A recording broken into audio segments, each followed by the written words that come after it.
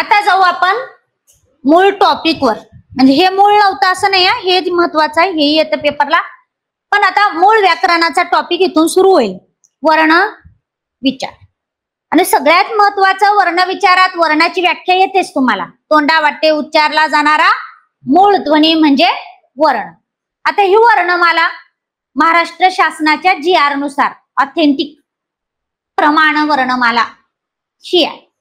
काय आहे? स्वर बघा, अ आ इ ई उ ओ, त्यानंतर रू, त्यानंतर लृ. आता हाही जायच्या मार्गावर आहे पण गेला नाही, आणि जाईल जाईल म्हणजे 10-12 वर्ष निघून जातात.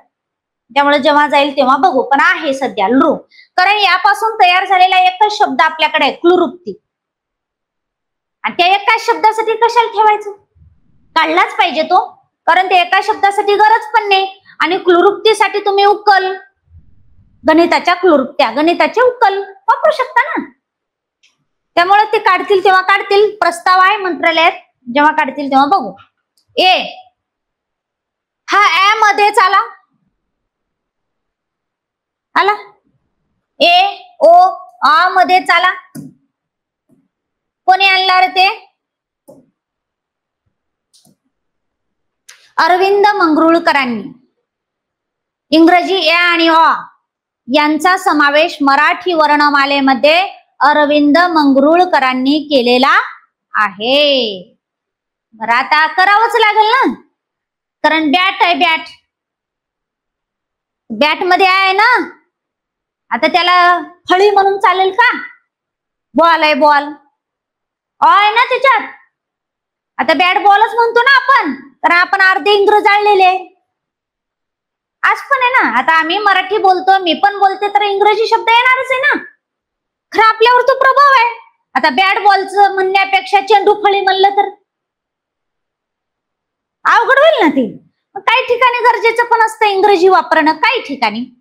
आता समजा मॉर्निंग लॉ कॉलेज आहे, मॉर्निंग लॉ कॉलेज असतात ना, मॉर्निंग अँड नाईट ते काही असतात ना. मॉर्निंग लॉ कॉलेज, त्याला मराठीत लिहायचं म्हणल्यावर काय होईल? प्रातविधी. प्रातविधी म्हणजे आता प्रातविधीचा अर्थ काय? लोक जातील डबा घेऊन तिकडं उठल्या उठल्या, म्हणजे तिथं हे नाव कसं ठरल? चुकीचं ठरल ना. म्हणून तिथं इंग्रजीच नाव बरं आहे, मॉर्निंग लॉ कॉलेज. प्रातविधी देऊन फायदा नाही. म्हणजे काही ठिकाणी गरजेचं पण आहे. तुम्ही हेल्मेट वापरता, तर गरज आहे ना, हेल्मेटच म्हणणार ना. तर याचे शोधच तिकडे लागलेत बाहेर देशात, त्यामुळे नाव इंग्रजीच. आता मराठीत करून वापरतो म्हणलं तर शिरस्त्राण म्हणावं लागेल. दे माझं शिरस्त्राण. आता कुणाला कळायचं नाही ना शिरस्त्राण. हेल्मेट कळते, शिरस्त्राण कळेल काय? कळणार. तिथं आपण ते वापरतो, गरजेचंपणे वापरणार. ठीक आहे, जिथं गरज आहे तिथं वापरा, पण मराठी जास्तीत जास्त वापरणं गरजेचं आहे. या आणि या इंग्रजी दोन स्वर जे आहेत त्याचे बरेच शब्द आपल्याकडे असल्यामुळं यांचा समावेश मराठी वर्णमालेत अरविंद मंगरुळकरांनी केलेला आहे. बरं, आणखीन असा एक विषय आहे, इथंच काय केला? इकडं बरं होतं की अनंतर आ नंतर सिस्टमॅटिक. तिथंच का केला? त्यालाही कारण आहे. तिथं करण्याचं कारण हे आहे की त्यांचे उच्चारस्थान सेम आहे. यांचे उच्चारस्थान सेम आहे. ए यांचे उच्चारस्थान सेम आहे. ओ अ. मी पुढे शिकवते कसे, पुढे आहे ते बरोबर आहे. म्हणजे अरविंद मंगरुळकरांनी ए आणि अ या दोन इंग्रजी स्वरांचा समावेश कशानुसार केलेला आहे? उच्चार स्थानानुसार. बरोबर. मग ते आले. मग अशी आपल्याकडे 14 खडी झाली आणि 12 खडी इतिहास जमा झाली. आता आपल्या वेळेस म्हणजे आमच्या वेळेस तर 12 खडीच होती ना, तुम्हाला असेल. आता 14 खडी आता आली, तरी अजून शाळेचे पुस्तक अपडेट नाही केले, अजून तिथं 12 खडीच आहे. मला बरेच शिक्षक विचारतात, मॅडम आता आम्ही काय शिकवायचं, 14 खडी की 12 खडी? मी त्यांना सांगते स्पष्ट 14 खडी शिकवा. आणि महाराष्ट्र शासनाने समावेश केलेला आहे, ऑथेंटिक असल्यामुळे स्पष्ट 14 खडी शिकवा. बालभारती अपडेट होईल तेव्हा होय, पर्याय नाही. त्या बालभारतीत पण खूप चुका आहेत, पण असो. चल, स्वरादी आपल्याकडे आहेत 2, अम आणि आह. बरोबर. व्यंजन गटानुसार पाठ करा. 34 व्यंजन आहे आपल्याकडे. हे 14 स्वर, 2 स्वरादी आणि हे 34 व्यंजन. इथं एका पुढे एक झाले. गटानुसार करा. हा पहिला गट क ख ग घ ग. ग वाचायचा त्याला. ग. ग वर अनुस्वार दिल्यासारखा ग म्हणता की नाही? अग ते ग वाचायचा. त्याला न वाचायचा नाही, त्याला ड वाचायचा नाही ना, काहीच नाही ते. आता हे वाङ्मय वाचता की नाही रे तुम्ही? स्वतः प्रॅक्टिकल करायचं. आंधळ्यासारखं पाठ नका करू. हे काय वाङ्मय आहे का नाही? हे वाङ्मय आहे का? ते न असतं तर हे वाङ्मय झालं असतं, ते ड असतं तर हे वाङ्मय झालं असतं ना. हे काय आहे? वाङ्मय. म्हणून त्याला वाचायचा ग. आपणच वापरतो ना, बरोबर. आपणच प्रॅक्टिकल करून बघायचं, काही अडचण नाहीये. क ख ग घ ग. राईट. दुसरा गट करायचा च छ ज झ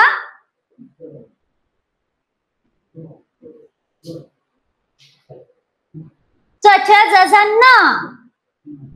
असं जीभ आहे ना, दाताच्या मागच्या टाळूला लावायचे. न म्हणायचं.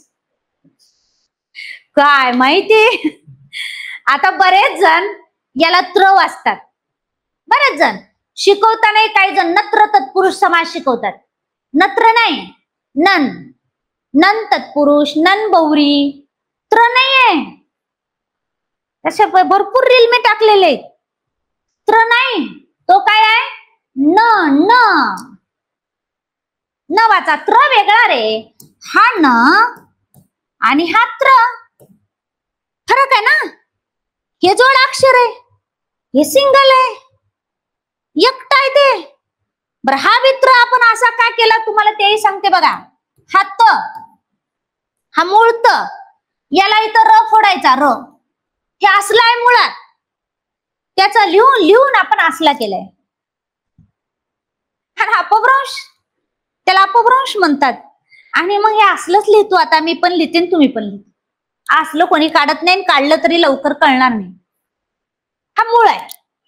त्यानंतर हा असा झाला अपभ्रंशाने. बरोबर. न वाचा इथून पुढं. न ते का न वाचायचा, पुढे शब्द येतील तुम्हाला कळेल. ट ठ ड ढ न.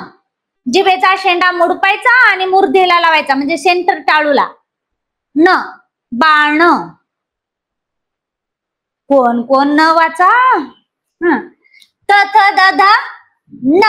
जिभेचा शेंडा दाताच्या माग लावायचा. नळ. प्रत्येक न मध्ये फरक आहे, उच्चारात फरक आहे.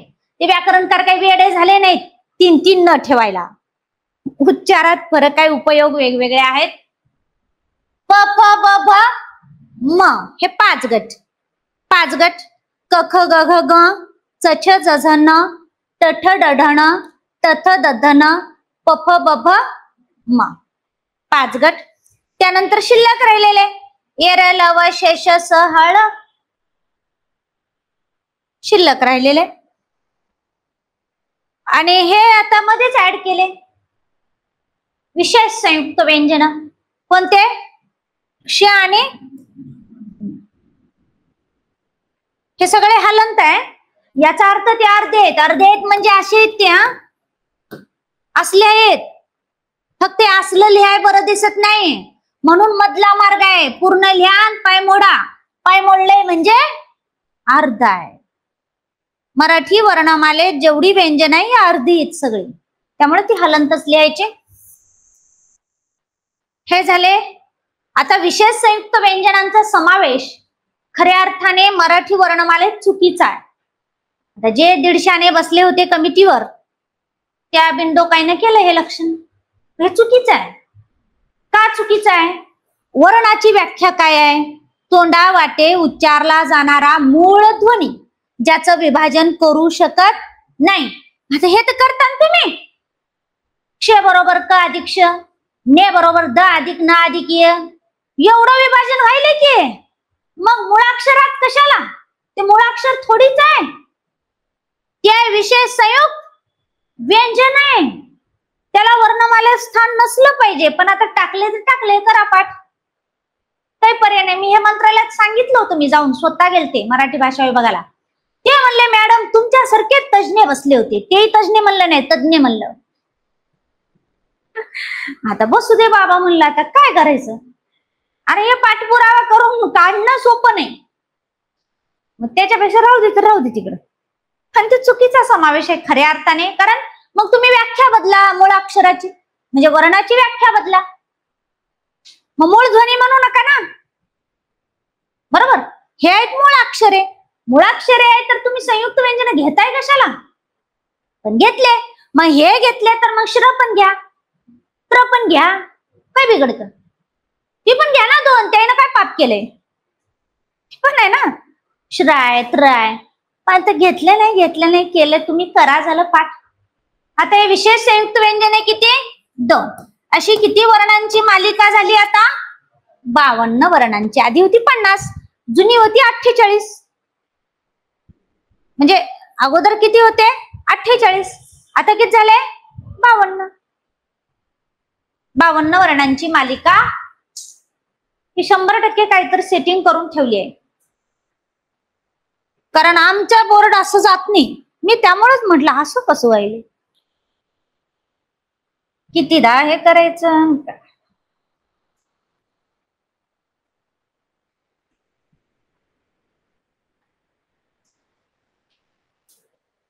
चला इथपर्यंत क्लिअर आहे, काय अडचण नाही.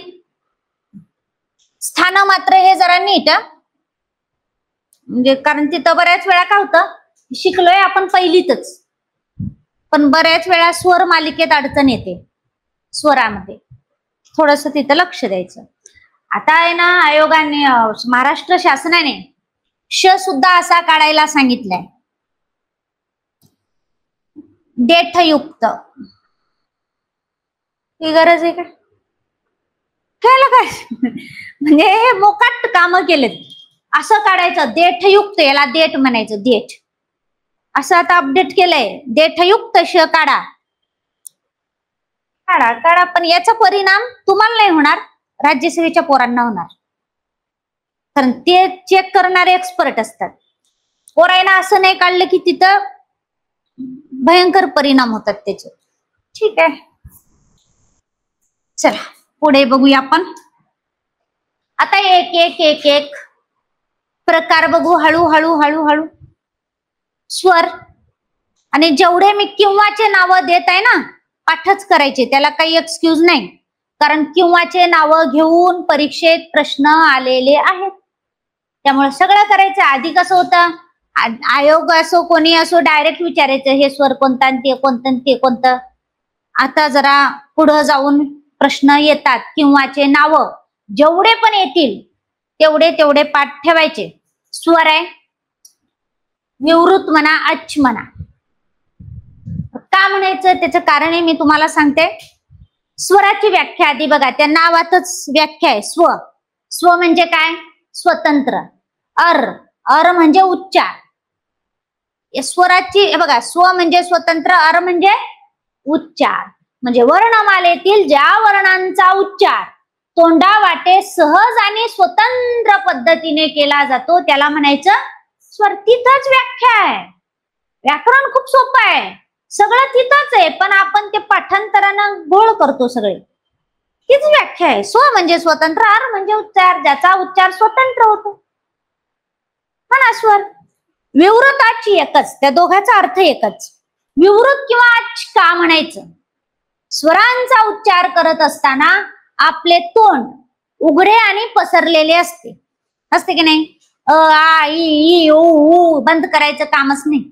माशीमध्ये जाऊन बाहेर येऊ की मध्येच राहू, पण तोंड उघडते उघडच.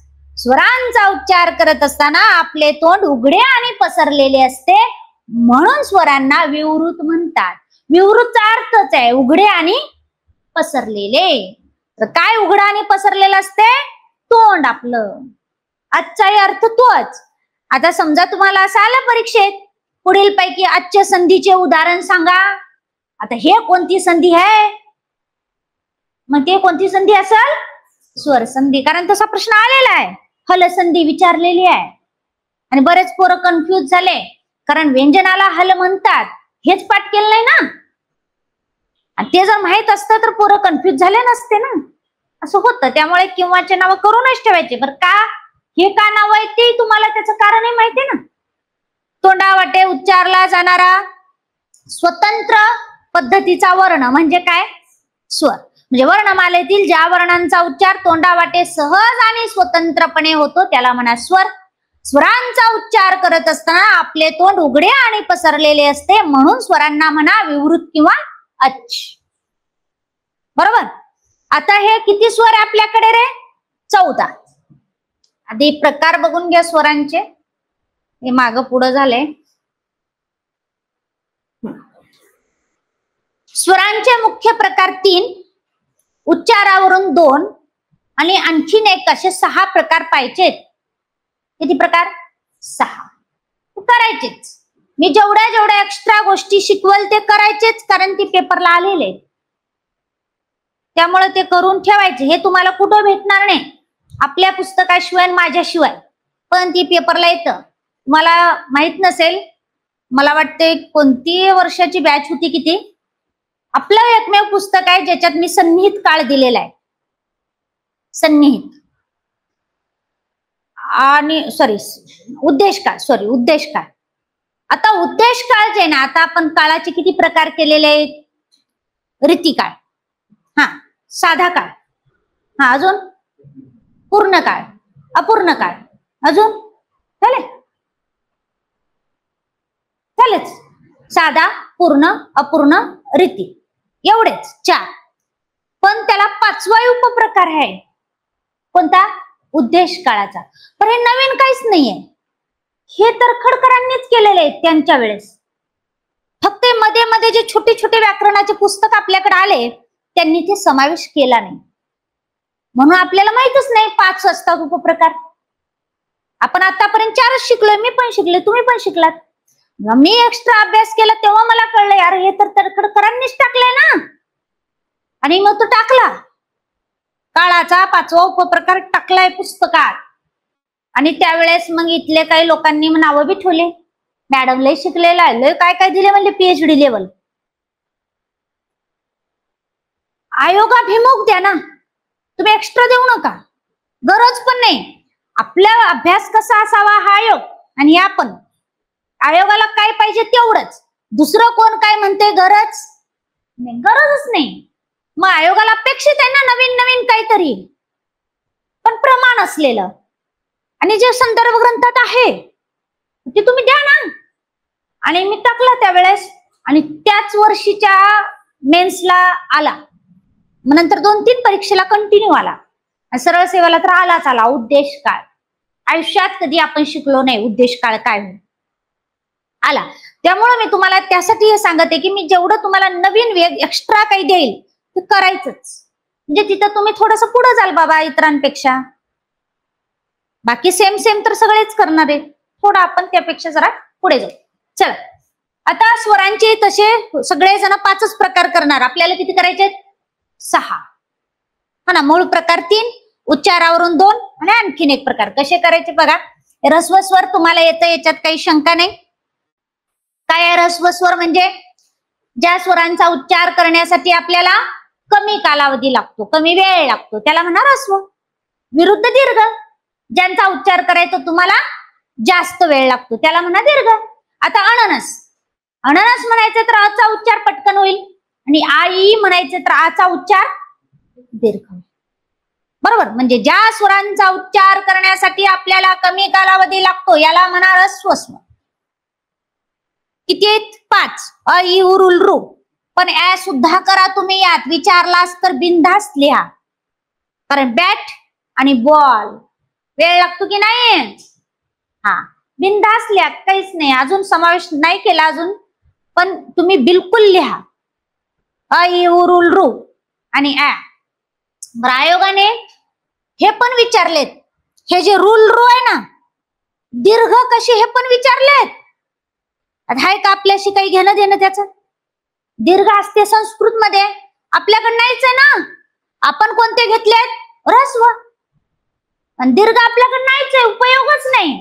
तरी आयोगाने एका परीक्षेला विचारलंय दीर्घ कसे.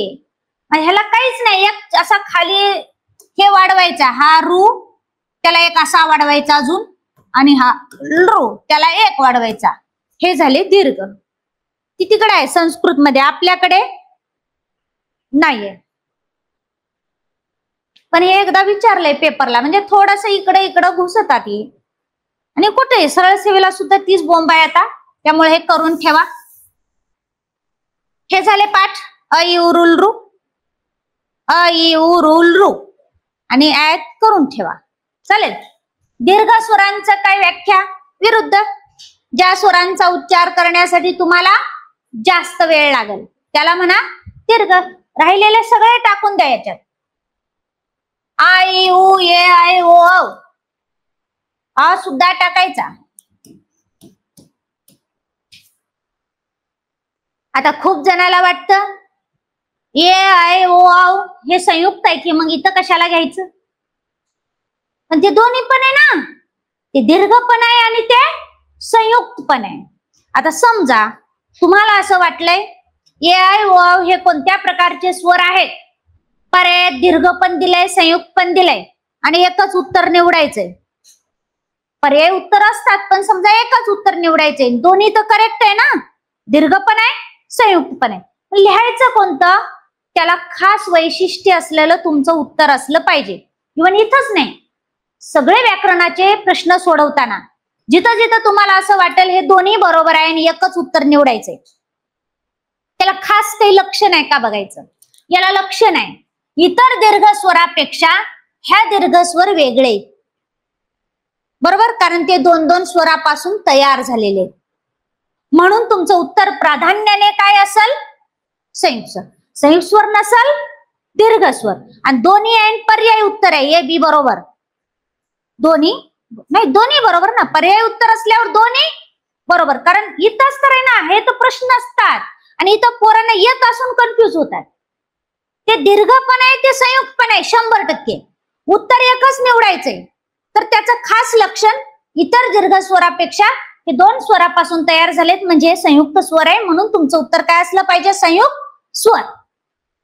दीर्घ संयुक्त स्वर नाहीच आहे पर्याय, तर तुम्ही काय लिहिणार? दीर्घ स्वर. दोन्ही दिले खाली पर्याय उत्तर असतात ना, ए बी बरोबर, बी सी बरोबर, सी डी बरोबर, तर दोन्ही बरोबर. बरोबर. हे संयुक्त स्वर दोन स्वरापासून तयार झालेल्या स्वराला म्हणा संयुक्त. संयुक्त आहे तिथंच व्याख्या आहे संयुक्त, दोन स्वर. मग आता ए बरोबर काय विग्रह त्याचा? अ अधिक ई. आय बरोबर आ अधिक ई. सोपं आहे. ए मध्ये काय झालंय? साधं ए आहे म्हणून आपण अ लिहिलंय. इथं मात्रा आहे तर इथं आपण काना वाढवलाय, बाकी काही केलं नाही. आय आहे तर आपण आ केलं. बरोबर, कळतंय? ओ बरोबर अ अधिक उ. आओ मात्रा वाढलाय, इथं काना वाढवलाय, बाकी काही केलं नाही, आ केलंय. आणि उच्चारात आहे ना ओ, अ अधिक उ. आओ आ अधिक उ. ए अ अधिक ई. आय आ अधिक ई. बरोबर. आता हे पण बघा, मुळात काय आहे? हा ए म्हणजे एक मात्रा आहे, एक. हा ए म्हणजे काय आहे? एक मात्रा. आणि हा एक मात्र्याचा आहे म्हणजे दोन. कारण काही काही जण असलं बी लिहिते, असलं नाही आपल्याकडं. ए म्हणजे तीन मात्रे झाले आणि तीन मात्र्याचं काही आपल्याकडे अक्षर नाही. हा ए म्हणजेच एक मात्रा आणि एक मात्र्याचा आय म्हणजे दोन मात्रा. कळलं? हे बेसिक आहे. ज्या स्वरांचा उच्चार करण्यासाठी आपल्याला कमी कालावधी लागतो त्याला म्हणा ह्रस्व स्वर. ज्या स्वरांचा उच्चार करण्यासाठी आपल्याला जास्त कालावधी लागतो याला म्हणा दीर्घ स्वर. बरोबर. आणि दोन स्वरापासून तयार झालेल्या स्वराला म्हणा संयुक्त. ए बरोबर अ अधिक ई, आय बरोबर आ अधिक ई, ओ बरोबर अ अधिक उ, औ बरोबर आ अधिक उ. कळते? काय अडचण नाही. काहीच लिहू नका, कारण एवढं लिहिणं होणार नाही. कारण काय आहे, सिलेबस खूप वास्ट आहे. काय काय लिहिणार आहे फक्त समजून घ्या. पुस्तक आहे ना एकदम परिपूर्ण आहे. म्हणजे मी पुस्तक घ्यावं म्हणून म्हणत नाही, पण पुस्तक घ्याच, आपलंच घ्या, ते पण इतरत्र नाही. कारण त्याच्यात आणि तुमच्याकडे आधी जर पुस्तक असेल तर त्यात टॅली करा, तुम्हाला लक्षात येईल काय फरक आहे. फक्त एवढंच होतंय, आपलं पुस्तक सध्याला टॉप आहे. मागच्या 6 जिल्ह्याचे पोलीस भरती टोटल आपल्या पुस्तकातून सेट होतं टोटली. आणि आता तुम्ही ह्याचा पेपर दिला असेल समाज कल्याणचा, महिला बाल विकास, सगळे प्रत्येक शिफ्टचा प्रश्न ना प्रश्न आपल्या पुस्तकात आहे. आणि आपलं पुस्तक म्हणजे मी कसं लिहिलेलं आहे, जुन्या संदर्भ ग्रंथाचा आधार घेऊन त्याच्यातलेच उदाहरणं मी इकडे घेतलेत, बाकी मी काहीच केलं नाही. फक्त ते सोप्या भाषेत आपल्या पुस्तकात मांडले, एवढंच केलंय. 8वी आवृत्ती आहे मार्केटला, विकास बुक सेंटरवर मिळून जाईल, तिथून घेऊन यायचं. आणि आजच घ्या जमलं तर, कारण संधीला मला तुमच्याकडे पुस्तक लागेल, संधी टॉपिकला, यासाठी. कारण त्यात नियम आणि उदाहरणं खूप सारे आहेत, खूप उदाहरणं जशाला तसे पेपरला आलेले. तुम्ही घ्या न घ्या पुस्तक, माझं सांगणं काम आहे, माझं सांगणं काम आहे. तुम्ही नाही घेतलं तरी मला काही फरक पडणार नाही, पण तुमचे मार्क्स जातील एवढं बघा. कारण एवढे उदाहरण आहेत, जशाला तसे उदाहरणं पेपरला येऊन आयोगाचे पेपर काढून बघा. आयोगाचे पेपर काढायचं आणि आपलं पुस्तक समोर ठेवायचं, स्वतः टॅली करायचं. कारण मी सांगणं, कारण कोणी म्हणतं माझं पुस्तक घ्या, माझं पुस्तक घ्या, कोणी म्हणते, पण मी सांगणं तुम्ही स्वतः टॅली करणं खूप फरक आहे. त्यामुळे स्वतः एखादं पुस्तक ठेवायचं, वाटल्यास उसना आणा, विकत घेऊ नका. पैसे जातील असं वाटले तर विकत घेऊ नका, दुसऱ्याचं उसना आणा, स्वतः टॅली करा आणि मग विकत घ्या. एवढं तुम्हाला कोणी म्हणत नाही. हा, एवढंच की आपलं पुस्तक दुसरे लोक यासाठी रेफर करत नाही, कारण त्यांना मी कॉम्पिटिटर वाटते वर्गात, आणि त्यांचं माझं काही कॉम्पिटिशन नाही, काही घेणं नाही देणं नाही. कारण मी त्या विषयातली आहे. मी 2 पुस्तक वाचून शिकवत नाही. तुम्हाला माझं एज्युकेशन माहित नसेल तर सांगून ठेवते. MA, MPhil, PhD set Pune विद्यापीठ, मी इथं शिकलेली आहे. आणि त्यानंतर LLB, LLM केलंय मी क्रिमिनल मध्ये. त्याच्यानंतर मी वुमेन स्टडी पण केले, कारण मी एक स्त्री आहे. मी इतर शिक्षकाप्रमाणे नाहीये. माझ्यात आणि इतरांमध्ये खूप फरक आहे, जमीन आसमानचा. ते तुम्हाला हळूहळू कळेल. जसं जसं मी शिकवेल तसं तो फरक आपोआप तुमच्या लक्षात येईल. कारण मी त्या विषयातली आहे. मी 2 पुस्तक वाचून शिकवत नाही. माझ्या जेवढ्या संकल्पना क्लिअर आहेत, मला दुसऱ्याला नावं नाही ठेवायचे. मी इव्हन दुसऱ्यांचे मला फोन येतात, एखादा प्रश्न कन्फ्युज झाला, इतर शिक्षकाचे मला फोन येतात की असं नाही असं आहे, हे असं नाही असं आहे. तेव्हा मी त्यांना सांगते असं नाही, असं शिकवा. आणि ते शिकवलं पाहिजे. उलट ते मला फोन करतात, याचा मला अभिमान आहे, कारण ते मुलांना बरोबर देतात, याचा मला अभिमान आहे. पण बिचारे करतात. हे तुम्हाला सांगायला नकोच आहे या गोष्टी, पण तुम्हाला एखाद्या वेळेस माझ्याविषयी फार काही माहिती नाही म्हणून मी तुम्हाला सांगितलं. आणि पुस्तक घ्यायसाठी की उदाहरणं एवढे आहेत, तेही प्राचीन ग्रंथातले, आणि त्याच्या बाहेरचं उदाहरण पेपरला आलेलं नाही आतापर्यंत तरी. जेवढे शब्द आलेत, आता मी त्या रील मध्ये पण सांगितले, हत्ती आहे. हत्तीला समानार्थी शब्द तुम्ही खूप पाठ केले असेल, पण हत्तीला नाग म्हणतात. आयुष्यात कधी पाठ केले? नाग म्हटले की एकच नागोबा आठवतो आपल्याला, एकच आठवतो ना. पण नाग हत्तीला तर आपण कधीच म्हटलं नाही. आपल्या पुस्तकात आहे, मी तेव्हाच दिलेलं आहे, आणि ते आयोगानं विचारलेलं आहे. हत्तीला नाग. आता मांडीला अंक म्हणतात, माहिती तुम्हाला? नाही ना. मांडी अंक नाही ना. आपण बाळाला ये मांडीवरच बस म्हणतो, असं कधी म्हणले का? बाळा ये अंकावर बस म्हणलं नाही, पण मांडीला अंक म्हणतात, हे बी आलंय ना. आयोगाने विचारले, ते सगळे शब्द तुम्हाला आपल्याच पुस्तकात मिळतील. हे तेवढंच खरं आहे. नवीन म्हणी, वाक्प्रचार, सगळं सगळं सगळं A to Z, प्रश्न, शब्दसंग्रह आणि व्याकरण टोटली एका पुस्तकात मिळून जाईल. नंतर बघून घ्या. पण आणलं तर बरं होईल, संधीला? नाही आणलं तर माझं काही फारसं नुकसान होणार नाही, पण माझं सांगणं काम आहे. कारण प्रत्येकाला असं वाटते सगळे शिक्षक त्याचे पुस्तकं घ्या म्हणतात. हे पण तुम्ही स्वतः टॅली करा. जेव्हा तुम्हाला असं वाटेल हे सगळ्यात टॉप आहे तेव्हा अभ्यास. Open challenge. तोपर्यंत अभ्यासाचंही नाही. असो, चला हे कळलंय, काय अडचण नाही इथपर्यंत. आता हा एक स्वर तुम्हाला शिकायचा आहे. हा एक प्रकार द्विगुणित स्वर. कशाला म्हणतो आपण? एकच ऱ्हस्व स्वर पुन्हा येतो. एकच ऱ्हस्व स्वर पुन्हा येतो आणि त्याच्या जातीतला दीर्घ स्वर तयार होतो. ऱ्हस्व स्वर अधिक ऱ्हस्व स्वर बरोबर दीर्घ स्वर. त्याला म्हणायचा द्विगुणित. त्या नावातच आहे द्विगुणित. एकच ह्रस्व स्वर पुन्हा येतो. अ अधिक अ बरोबर आ. ह्रस्वई बरोबर दीर्घई. ह्रस्व बरोबर दीर्घ. हे दीर्घत्व संधी नाही. दीर्घत्व संधीत कोणते येतात? अ बरोबर आच होतो. अ बरोबर आच होतो. आ बरोबर आच होतो. आ बरोबर आच होतो. ते नाही पाहिजे सगळे. फक्त ह्रस्व स्वर अधिक ह्रस्व स्वर. ह्रस्व दीर्घा. ह्रस्वई दीर्घई. ह्रस्व दीर्घ. एकच स्वर डबल येतो आणि दीर्घ स्वर तयार होतो. या तयार झालेल्या दीर्घ स्वराला म्हणायचं द्विगुणित स्वर. नावातच व्याख्या. आ दीर्घई आणि दीर्घ उ हे तीन स्वर कसे आहेत?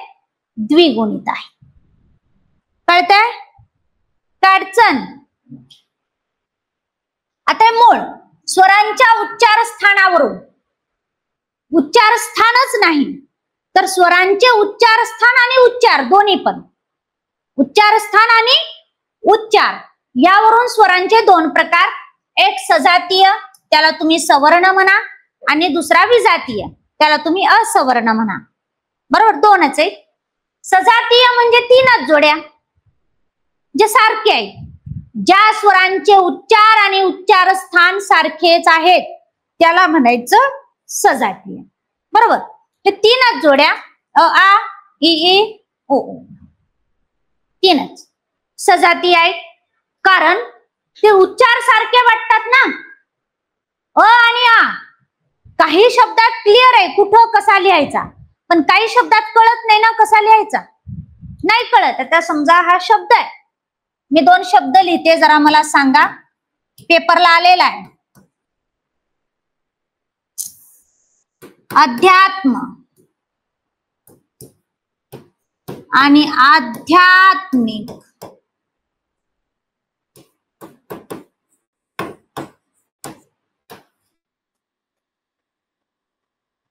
काय लिहिले? अध्यात्म आध्यात्मिक. काय बदल केलाय? आ झाला ना. आध्यात्मिक लिहिताना काय झाला? आ. दोन्ही बरोबर आहे ना. दोन्ही बरोबर आहे. पेपरला येतं.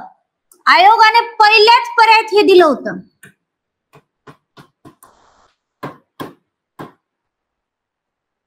आपण तर हायच येडे. कारण त्याला माहित आहे ना पोरं चुकणार कुठे. त्याला माहित आहे अध्यात्म आध्यात्मिक सिंपल. पण तसं नाहीये. अध्यात्म आध्यात्मिक. आध्यात्मिक होताना तिथं काय होतं? आ. मग आपल्याला कळत नाही ना अ वापरायचा कुठं आ वापरायचा. अशा वेळी कळत नाही. आता इव्हन साध्या साध्या गोष्टीत लोक चुकतात. अशा प्रकारे नाही म्हणत, अशा प्रकारे म्हणतात. अशा प्रकारे म्हणण्याऐवजी अशा प्रकारे. अशा नाही अशा. छोट्या छोट्या गोष्टीत आपण चुका करतो. हे लक्षात घ्या. हे शुद्ध शब्दात येतं. अध्यात्म आध्यात्मिक. हा पण आलेला आहे महात्मा आणि महात्म्य. इथे सर्रास चुकणार आपण 100%. हा, महात्मा महात्म्य. बरं, आतापर्यंत महात्मेच म्हणत आलोय आपण आणि हे आलेले आहेत. ते पण येणार पुढे सुद्धा. हे असे शब्द 100% येणार. पाठच ठेवायचं. अध्यात्म आध्यात्मिक, महात्मा महात्म्य, षण्मास आणि षाण्मासिक.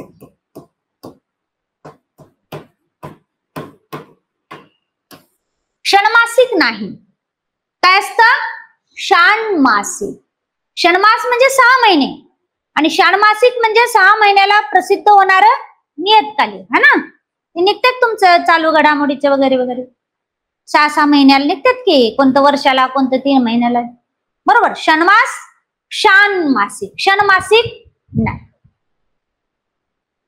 बरं, हा शब्द कसा आहे बघा. हा तर वारंवार विचारलेला आहे बघा पेपरला.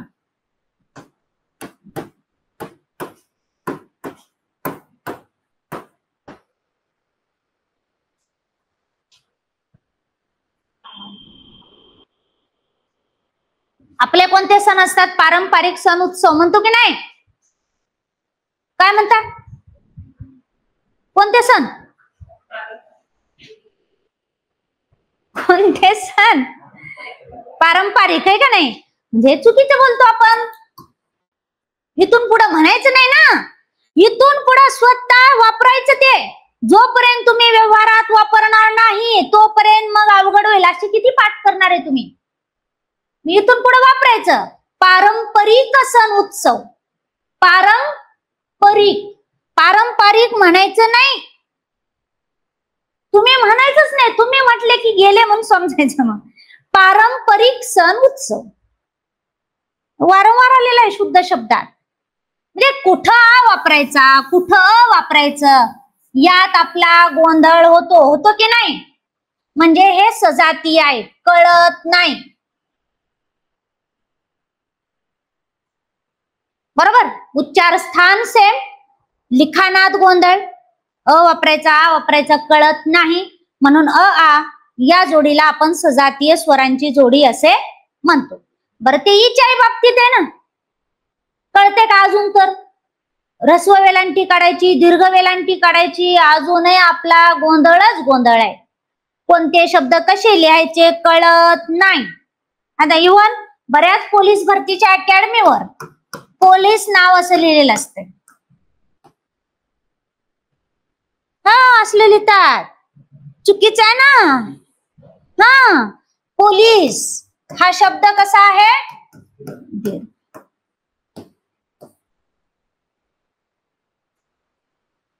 कळत नाही.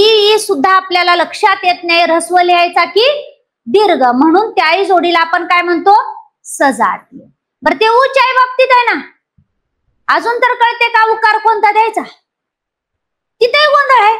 आणि आता आहे बघा, परंतु हा शब्द मला तरी वाटतंय आतापर्यंत आपण असाच लिहित आलेलो आहे.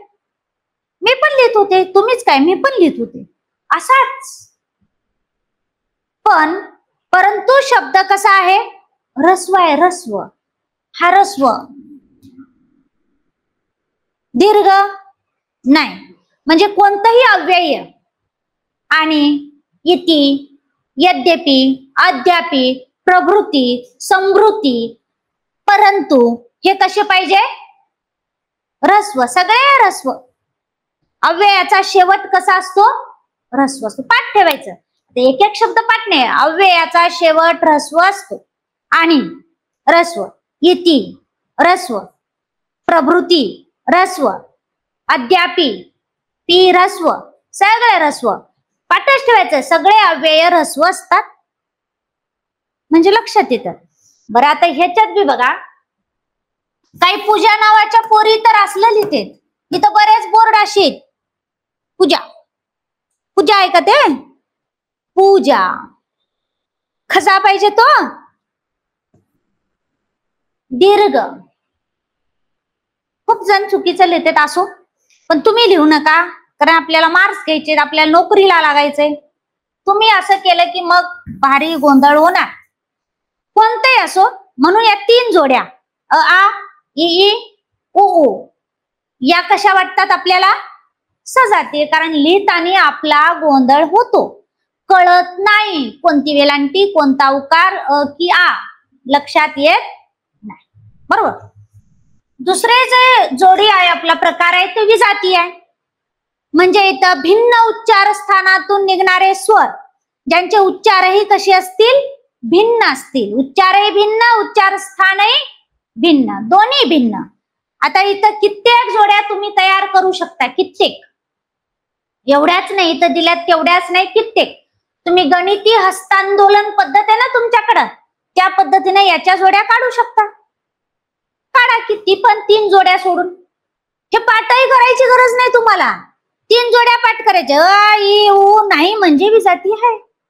पाठ बी करायची गरज नाही ना, पण ते पाठ पाहिजे झालं. तेही नसलं की मग अवघड होती. जातीय पाठ करायचे. अ इ उ हे 3 सोडून कोणतीही पण जोडी येऊ जा, ती असेल विजातीय. बरोबर. मग हे आता काही जणाला असं वाटतं हे का सजातीय नाहीये, तसलंच आहे की हे पण. ये ओ सारखं सारखं वाटतंय की, पण उच्चार भिन्नता आहे ना, आणि लेखनात गोंधळ बिंदळ होतोय का तुमच्या काही. आता तुम्हाला सांगितलंय लिहार पोरांनो केळी, तर केळीच लिहिणार ना रे, का कैळी लिहिता, कैळी नाही ना. समजा तुम्हाला म्हणले कै कै लिहा, कै कैच लिहिणार ना, का के कै लिहिता नाही. म्हणजे स्पष्ट आहे ना, इथं ये आहे, इथे आय आहे. इथं काही गोंधळ बिंदळ होत नाही. ओटा लिहायचंय, ओटाच लिहिणार ना, का उटा लिहिता नाही. औषध लिहायचंय, औषधच लिहिणार ना, का औषध लिहिता. काय आहे का लिखाणात गोंधळ, काहीच नाही ना. उच्चार भिन्नता आहे, त्यामुळे आपण स्पष्ट लिहू शकतो. हे दिसायला जरी सारखं वाटत असलं तरी उच्चार स्थान वेगळे आहे, उच्चार सुद्धा वेगळे आहे. बरोबर. त्यामुळे हे कशा जोड्या आहेत, सगळ्या विजाती. सजातीय पाठ ठेवा. अ इ उ बस, हे सोडून बाकी जेवढ्या जोड्या येतील या सगळ्या कशा आहेत, विजाती. बरोबर. हे झाले स्वर आणि स्वरांचे प्रकार. 6 प्रकार आणि स्वराची व्याख्या कळले. इथपर्यंत काय अडचण आहे नाही. आता जरा स्वरादीकडे येऊ मागे.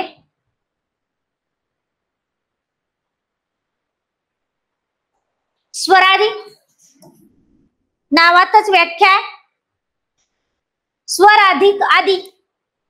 आदी म्हणजे अगोदर, ज्याच्या आधी काय येतो, स्वर येतो. इथंच व्याख्या आहे.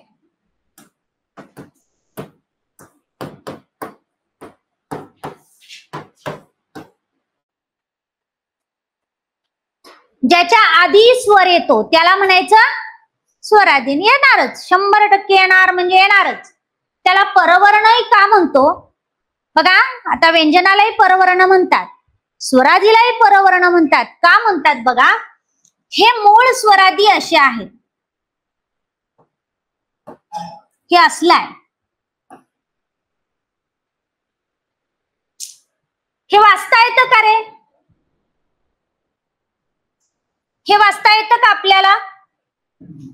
हा येतंय वाचता, येत नाही, येत नाही ना. हे चिन्ह आहेत, हे मूळ वय, मूळ. हे मूळ स्वरादी वाचता येत नाही, म्हणून कुणाची मदत घेतली, अची मदत घेतली. मग परवर्णाची मदत घेऊन आपण तयार केलंय, म्हणून त्याला आपण काय म्हणतो, परवर्ण. पर म्हणजे दुसरा. बरोबर. अम आणि हा, मग आपण आता असे लिहितो. बरोबर. आता याच्यात 2 प्रकार आहे, एक अनुस्वार आणि दुसरा विसर्ग. दोनच आहे ना, एक अनुस्वार आणि दुसरा विसर्ग. अनुस्वाराची व्याख्या इथंच आहे, प्रत्येक नावामध्ये व्याख्या आहे. त्यामुळे पाठांतर बिठांतर नाही, नावावरून व्याख्या लक्षात घ्यायचा प्रयत्न करा. अणु म्हणजे पाठीमागून. अणु म्हणजे काय, पाठीमागून.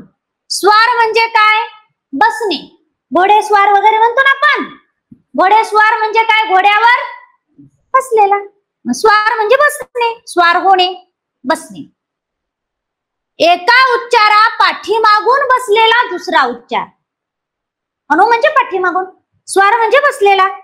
एका उच्चारा पाठीमागून बसलेला दुसरा उच्चार किंवा एका उच्चारावर स्वार झालेला दुसरा उच्चार म्हणजे अनुस्वार. बरोबर. आता इथं बघा, मला या अनुस्वाराचा उच्चार करायचा, तर मला आधी ग म्हणावं लागेल ना, बरोबर. गंगा, गंगा. मला आधी घ म्हणावं लागेल, घंटा. म्हणजे आधी घ चा उच्चार, मग न चा उच्चार, मग म्हणजे एका उच्चारानंतर होणारा दुसरा उच्चार किंवा एका उच्चारावर स्वार झालेला दुसरा उच्चार म्हणजे अनुस्वार. तिथंच व्याख्या आहे, तिथंच आहे सगळं. अंडे, आधी मला अ म्हणावं लागेल, अंडे. खिंड, मला आधी खी म्हणावं लागेल, खिंड. बरोबर आहे का नाही? कांडी म्हणायचंय, मला आधी का म्हणावं लागेल, कांडी. मन, मंच. बरोबर, म्हणजे एका उच्चारावर स्वार झालेला दुसरा उच्चार किंवा एका उच्चारा पाठीमागून होणारा दुसरा उच्चार म्हणजे अनुस्वार आहे. 100% पेपरला येते व्याख्या. तिथंच व्याख्या येणार आहे, आपणच लिहितो ना. आता मंदिर लिहायचंय, आधी मला म म्हणावं लागेल, मग ना मंदिर. तिथं स्वतः व्याख्या तयार करा. एका उच्चारावर बसलाय, एका उच्चारा पाठीमागून होतोय, तिथंच व्याख्या आहे. ते पाठबीट करायच नाही त्याला. पण आता समजा काही लोक आहे ना,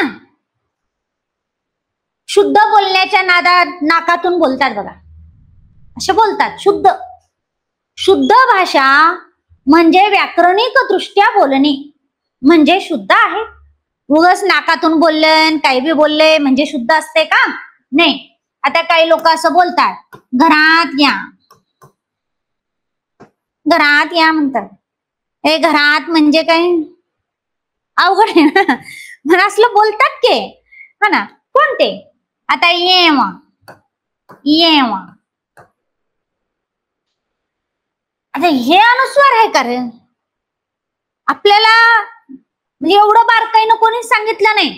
आपण वर टिंब दिसला, आपलं एकच अनुस्वार दे, है ना. पण हा अनुस्वार नव्हे, फरक आहे. काय फरक आहे ते बघा, तेही पेपरला आलेला आहे नीट.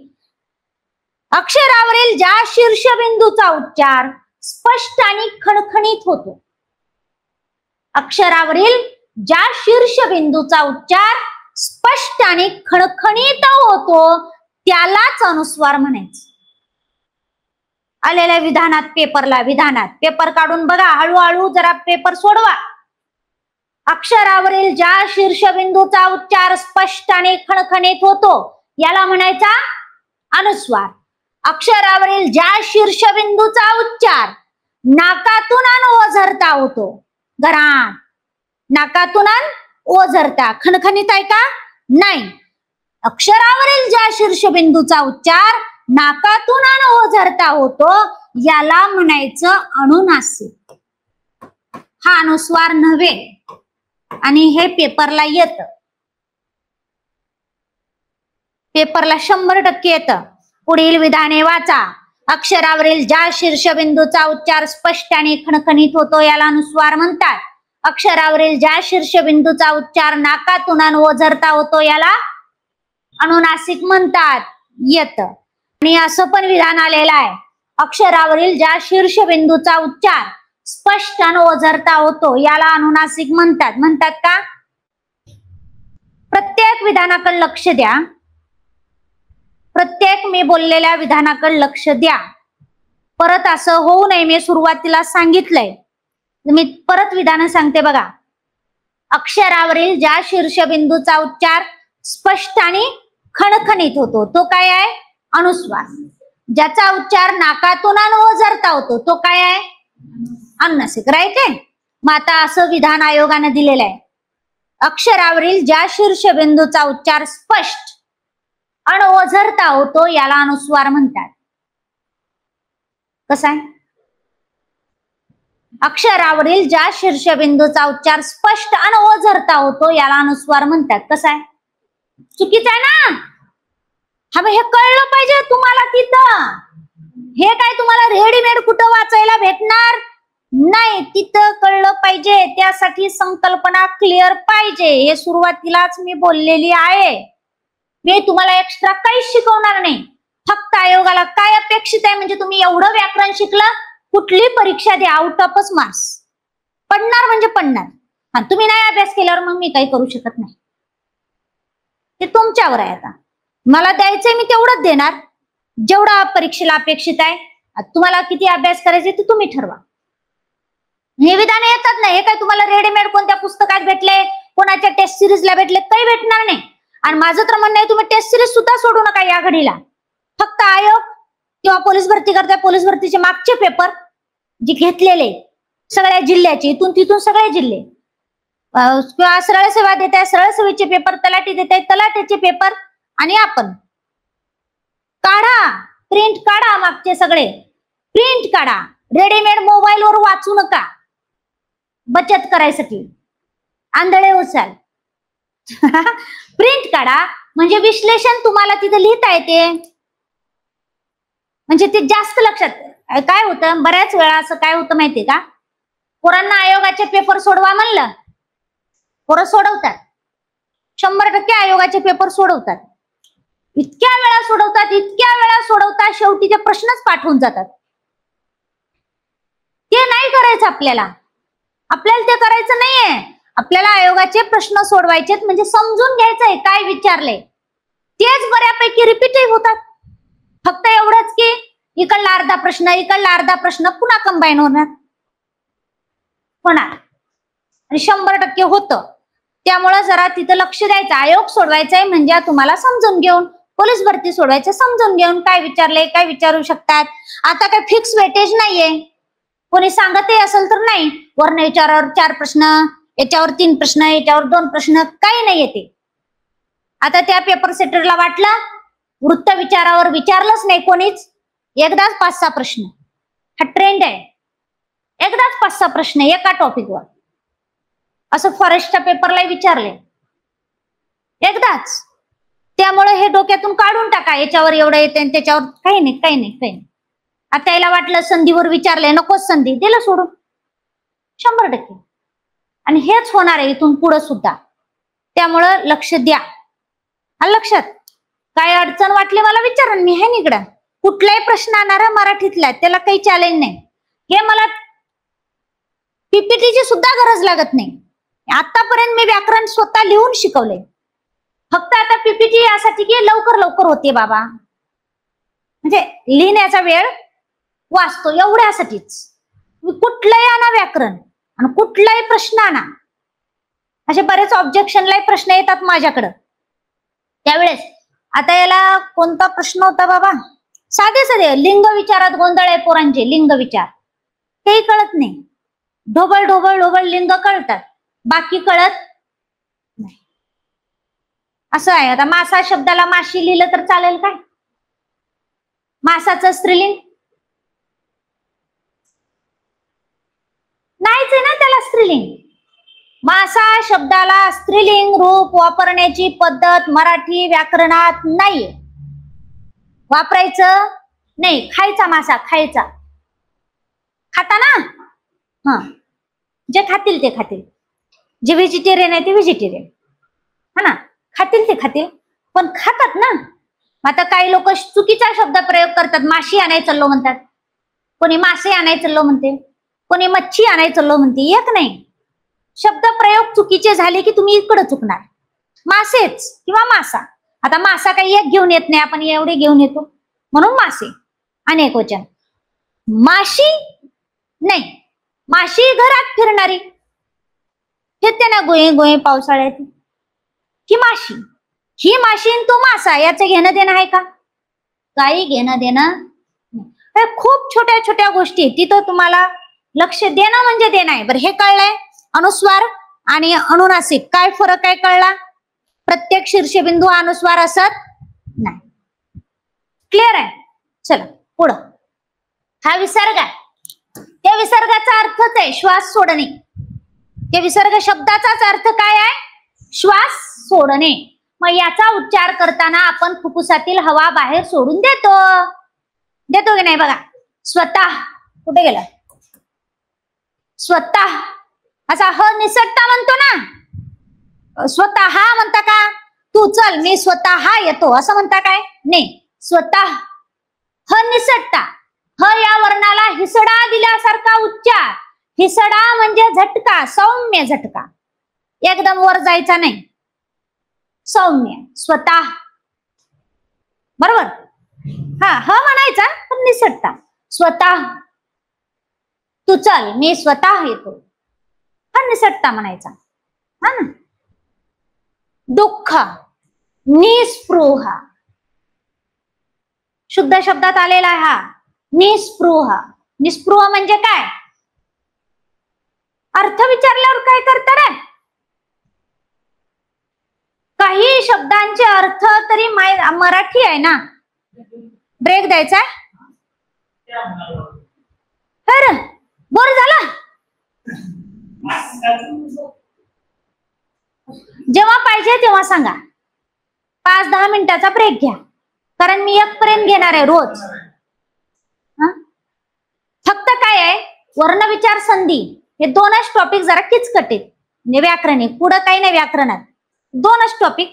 जरा बोर होतं, पण ब्रेक पाहिजे की सांगा, लगेच देऊ. पाहिजे हो.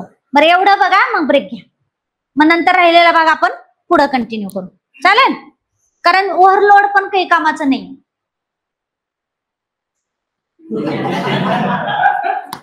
मी जसं आले तसं इतकं सिरियस आहे ते. सगळ्या जगाचं टेन्शन त्याला आहे. बरं नाही ना काय तसं काय ब्रेकअप तसलं काय नाही बाबा. अभ्यास करायचंय, अभ्यासच करा. कसं असते, पोरांना या वयात कळत नाही, आताच हिरवळ शोधतात. काय आता उन्हाळा वाटला तरी हरकत नाही, आता अभ्यासच करायचा. लय बी अभ्यास करू नका. 6 ते 7 तास लय झालं रे. प्रॉपर अभ्यास करा, प्रामाणिकपणे, स्वतःशी प्रामाणिक राहून 6 तास, पण तेवढं प्रॉपर करा. बस झाला. हे 12 तास बसायला काय नसते. 12 तास ह्याचे 4 तास इकडेच असतात. काही तसलं नसते, कुणाचं ऐकायचं नाही तसलं. हे खोटं बोलतात. लय 12 तास बसलो होतो, काय नसते. 6 तास प्रॉपर. 2 तास बसा, ब्रेक घ्या, 2 तास बसा, ब्रेक घ्या, 2 तास बसा. इतका सोपा आहे अभ्यास. अभ्यास अवघड नाही. फक्त तुम्ही काय डोक्यात वारं भरलेलं असते ना आपल्या, पण त्याशिवाय पर्याय पण नाही. कोण कुत्र विचारत नाही आपल्याला ना, कुत्री विचारते. पैसा, आणि पैसा आहे सगळं आहे. आणि आता पैसा कमवायला अभ्यास करावा लागेल, मेहनत करावी लागेल. दे रे हरी पलंगावरी, हरी म्हणतो चलवरी. खाली काय काम आपलं? त्यामुळे अभ्यासच अंतिम सत्य. अभ्यासाशिवाय पर्याय नाही. हा उन्हाळा वाटू दे, वर्षभर उन्हाळा वाटेल, याच वर्षात जागा निघणार आहेत, पुढं काही खरं नाही. तलाठी वार मी सांगते ना तुम्हाला. असं वाटेल मॅडम आज कसं म्हणाले मला डिसीज व्हायचे, नंतर व्हाय की, नंतर अभ्यास करू शकता की. तलाठी व्हा, पोलीस व्हा, नंतर परत एक्सटेन्शन टाकून अभ्यास करा. लयच आता डिसीज होतंय, करा ना, कारण कॉम्पिटिशन एवढं आहे की सगळं अस्थिर आहे. त्यामुळे या वर्षात लागलं पाहिजे एवढं टार्गेट ठेवा या वर्षात. कारण मी असे पोरं बघितले, मोठी पोस्ट पाहिजे म्हणून लहान पोस्ट सोडून दिल्या आणि आता सायको झाली. असे पोरं आहेत, पुण्यात आहेत, पुण्यात. त्यामुळे असले काही आगाऊ कामं करायचं नाही. हुशार असा, हुशार आहेच तुम्ही, त्याच्यात शंका नाही, पण मिळेल ती पोस्ट हातात घ्या, नंतर करा मग पुढचं. या वर्षात पोस्ट काढायचीच, आणि ते काढायची तर तुमचं टार्गेट फिक्स पाहिजे अभ्यासाचं. हे सरळ सेवा याच वर्षात निघणार, पुढच्या वर्षी जागाच नसणार तर सरकार कुठून काढणार आहे? ते आधीच कमी भरायच्या मार्गावर आहे. त्यामुळे ह्या वर्षी लागून जायचं, आणि एकदा लागले की हिरवळच. पुरायला कळत नाही काय कधी करावं. म्हणजे योग्य वेळी योग्य कामं केलीच पाहिजे. मोकाट फिरायचं नाही, गल्ली बोळाने फिरायचं नाही, डबा खायला सुद्धा बसायचं नाही एकत्र. काही जण एकत्र डबा, गरज काय रे? ठीक नाही, असा टाइमपास कधी होतो कळत. तिला म्हणायचं असेल तर मी तिला तू अभ्यास कर, मी अभ्यास करतो, एकदाच पोस्ट काढू. अरे वा, सोन्याहून पिवळं, दुधात साखरच. तर ते कळायचं पोरांनी. मी हाय तोपर्यंत तुम्हाला बरोबर आणते ठिकाण्याला. बघा हे विसर्ग. निस्पृह. निस्पृह म्हणजे निर्भीड, बेपरवा. हा, अर्थही पाठ ठेवत चला. पेपरला अर्थही येतात. इथून सुरुवात आहे आता. अर्थ येतात, शुद्ध शब्द येतात, सगळं येतं. निस्पृह, बेपरवा, निर्भीड, निरीच्छ सुद्धा म्हणू शकता. निरीच्छ म्हणजे कसलीच इच्छा नसलेला, नसलेली. बरोबर. छे, म्हण, प्रातःकाल आलेला आहे बघा. आणि हे सोपं होतं. खाली दिलं होतं प्रातःकाल शब्दाचा योग्य अर्थ. खाली सूर्योदयाचा समय, सूर्यास्ताचा समय, तिन्ही सांजाची वेळ असं आलं होतं. कोणता वेळ? सूर्योदयाची.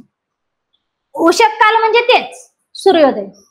गाणं आहे ना, उषक काल होता होता काळ रात्र झाली. म्हणजे सकाळ होता होता रात्र झाली, पुन्हा सकाळ. उषक काल, सकाळची वेळ. बरोबर. हा झाला विसर्ग. काय नाही. विसर्ग म्हणजे श्वास सोडणे. विसर्गाचा उच्चार करत असताना फुफ्फुसातील हवा बाहेर सोडून देतो, त्याला आपण विसर्ग म्हणतो. विसर्गाचा उच्चार ह या वर्णाला थोडा हिसडा दिल्यासारखा होतो. हिसडा म्हणजे झटका, सौम्य. चल एवढंच आहे, दोनच वाक्य झालं विसर्ग. विसर्गाचा उच्चार करताना फुफ्फुसातील हवा आपण बाहेर सोडून देतो, है ना. आणि विसर्गाचा उच्चार ह या वर्णाला हिसडा दिल्यासारखा होतो, बस. पण विसर्ग म्हणजे ह नाही. हा, पुन्हा कन्फ्युज व्हायचं नाही. विसर्ग म्हणजे ह नाही, फक्त उच्चार ह सारखा. उच्चार. विसर्ग म्हणजे ह नाही. कळतंय का? काय अडचण इथपर्यंत? बघा रे बाबा, काय काय अडचण? क्लिअर आहे? आलं पाहिजे. आणि रोजच्या रोज रिव्हिजन करा. आज जेवढं होईल तेवढं घरी जाऊन वाचायचंच, म्हणजे ते तिकडे बसल लवकर लवकर. नाहीतर टाइमपास केलं की मग अवघड होते. आलं लक्षात? कळेल?